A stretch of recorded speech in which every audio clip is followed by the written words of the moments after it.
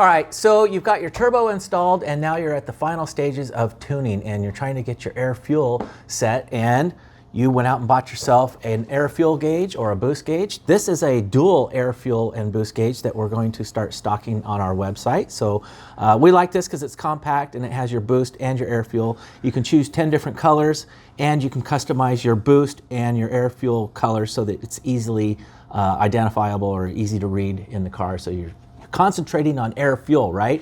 So once you've got it installed, just don't go out and start driving really hard, because you need to know where your air fuel is, and that's where Paul comes in, because today we're going to show you how to profile your needle to get to the proper air fuel. We want to get enough air fuel in there so that you don't damage your motor. So, Paul, show us how have you been profiling these needles? Okay. Well, I found that you don't want to. I measure down 3/4 of an inch from the top of the needle, and I mark it with a Sharpie, and I don't ever profile a needle beyond that point. If you start to profile a needle in here, then you need to adjust your drop tube for your idle mixture, and it just changes everything that's going on with the rest of the needle. So you want to go down 3/4 of an inch, put a mark on it, so don't go above that. And then what we've done is we've taken a hose, put it on a driver. You can find one, source one out, and this will just fit in there nice and snug. And you can spin it and screw it up, just like I did. This is 220 emery cloth. I know that's a little coarse, but as you use it, it gets finer. The needle ends up pretty decent and smooth. I usually keep a set of calipers so I know how much I'm taking off.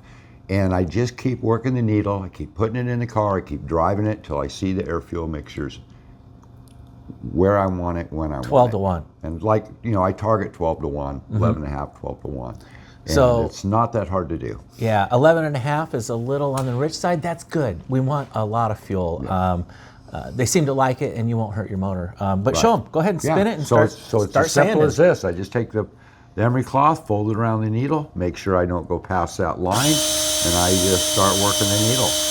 And different cars all run a little different. Some of them need a lot, some of them don't need much. So you just got to it's just trial and error until you get it where you want it. And so right there, we took some material off. This is just a demo needle, but I would have mic'd this first, and just to see where I'm at certain areas, just to see how much material I'm moving, as a gauge. You really don't need to do that. You can just keep moving material, keep putting it back in your carburetor, keep trying. This makes a good yardstick, so you know where you began and where you ended up. Right, absolutely. But it's not that bad to do. It doesn't take that long. It is easy. I can usually get a car dialed in within an hour. Yeah. It's really not a big deal. Yeah. You guys can do it. Let's go put that needle in and go for a drive. Yeah.